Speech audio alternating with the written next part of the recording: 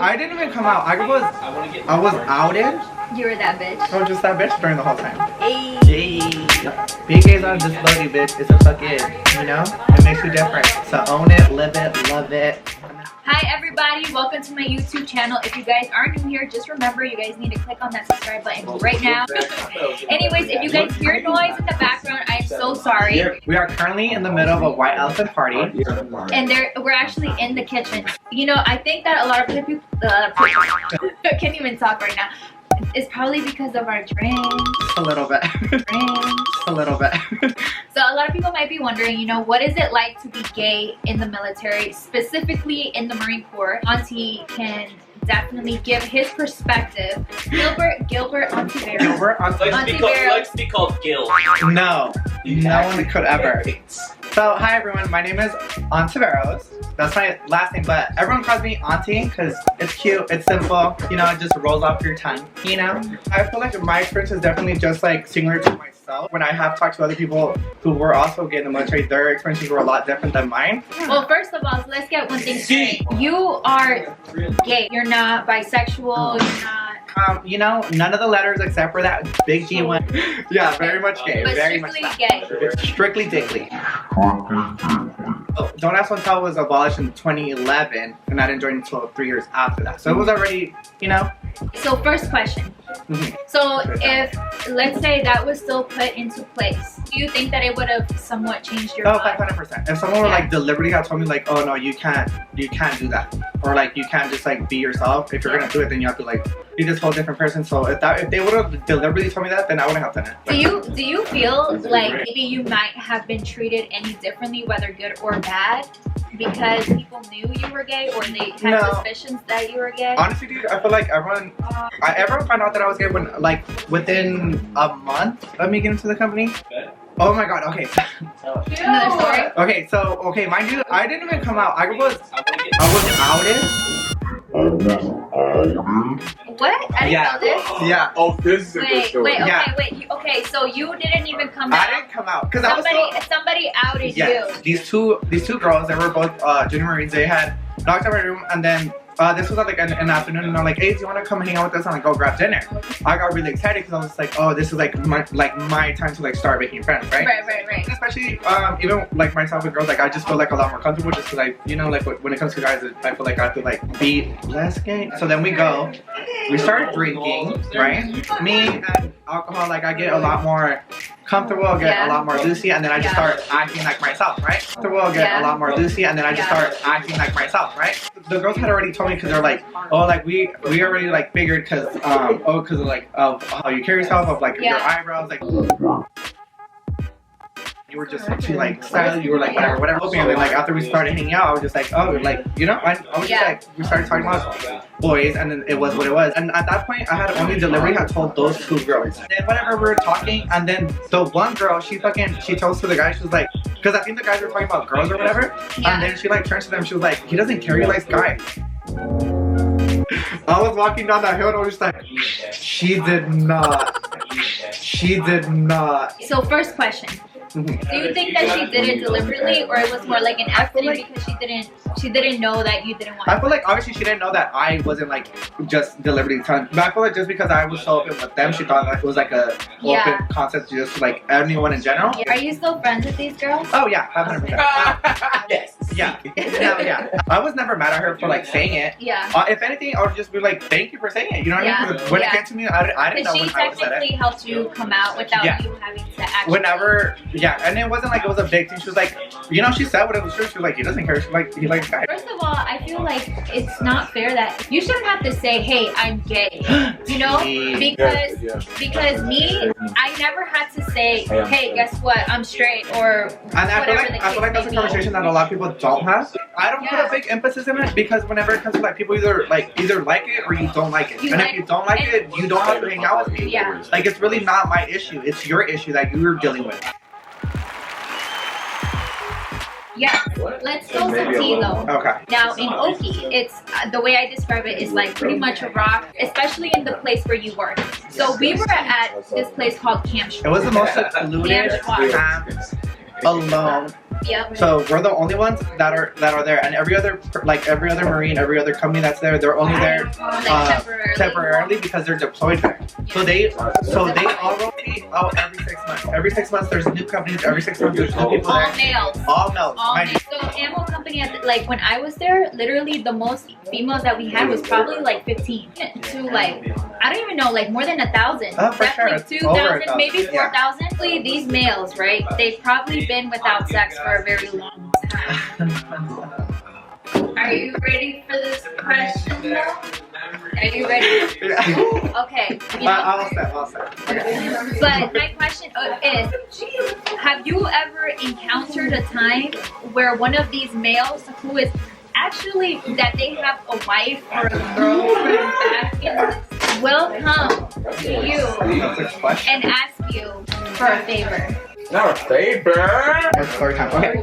So I remember one time I was there, you know, just minding my business, drinking, whatever. And then I remember I was in the restroom because I was like, I was like washing my hands. And then some guy like comes up to me like while I was washing my hands, and he's like, hey, I'm eating the sauce. And I was just like, what? He was like, do you want the D? And I was like, no sir, I do not. I was like, I'm fine. So then I remember like his friends, because he was like really drunk. It really like happened to me when they were like plastered out of their minds. Yeah. And then I remember like his friends walked in, and then I was like, hey yo, like he's going through it, like just like. I feel like also it's pretty risky to be like it's probably gonna sound wrong, but it's risky to be gay and then have sex with somebody who will hook up with you, because let me give you a situation, right? That I saw happen, but I'm not gonna name any names. So while I was in Oki, there was a guy who was like, he got really drunk. He ended up hooking up with this one guy, right? Oh my god, was it one of those stories? The next day, he claimed that the guy had raped him. Yeah. But then, now that he's out of the Marine Corps, he's actually gay. And then that's like the biggest fucking joke. No, and then he actually told somebody that I know that he did not get raped, but he had to say that because he was too scared to tell anybody that he was actually gay. Pathetic. That is so pathetic. Because when it comes to like, because when it comes to those types of accusations, like you will ruin someone's life. So the fact that you could go to reach that like statement and then like say it out loud and then stick by it to make sure like it's gonna happen. Yeah. That not even in the Marine Corps. That's like when it comes to that accusation, when it comes to the Marine Corps, like that still like correlates with actual like law. Yeah. So you will still like be on a sex offenders list even when you're out of the Marine Corps. So it's not even your Marine Corps career that would be over at that point. It's just like you as an individual. So then that's what I'm saying. Like when it came to like a lot of those drunk guys that would approach me when they were like, I was like, no, dude, I'm not gonna do that to myself. And then I was never desperate, not to my own harm, but you know, never desperate, never that. So okay, so there was another story time. Okay, what's so there was we'll jump into that after. Okay, so there was this one time, right? We were in Okinawa, us and all our friend groups, and we were out drinking. Yeah, and there was this new joint who had just like got there, right? I had seen that he was there, and I was just like, okay, whatever, like, you know, like he was there, but he wasn't just, you know, truths were like, we were at the same place, we were at the E Club, so it's not like you could like separate. Okay. And then at the end of the night, mind you, this is like at 2 a.m. I'm back in my room, like whatever, getting ready to go to bed, and I get a knock on my door. And then, so I open it, and then it's this new joint. And then he was just like, oh, I really need. Wait, time out. I open the door and he's standing there, and he says, he was like, I really like, do you have like time to talk? Like I really need to talk. Like I'm going through a lot right now. I'm like this and this and this, right? I was drunk and I was really trying to be Captain Save-A-Ho, so I was just like, okay. Captain Save-A-Ho. You know, he looked like he was really like going through it. So I was just like, damn, like I don't want to turn this away, because then like imagine like the worst happens and then like it comes back on me. Yeah. So I invite him in. And then I tell him like, okay, so like what's going on? And then he starts talking, whatever. He starts talking about like his life, and so he starts talking like how he's just like, it's just like a shock to him, like just like being away from home and in Japan, and then whatever. At some point, he says, and then he starts talking. He's just like, I don't even know like my sexuality, like whatever. And I'm just like, okay, where the fuck is this motherfucker? Where is this conversation going? So then this kid professes his love to me. Stop. Yeah. He was just like, so he was just like, I don't even know like where I stand, but like I just see you and you're so like proud and you're like everyone like whatever. He's just like profess, and I'm just like, at this point I'm like, oh damn. It does not get. Open He's the box.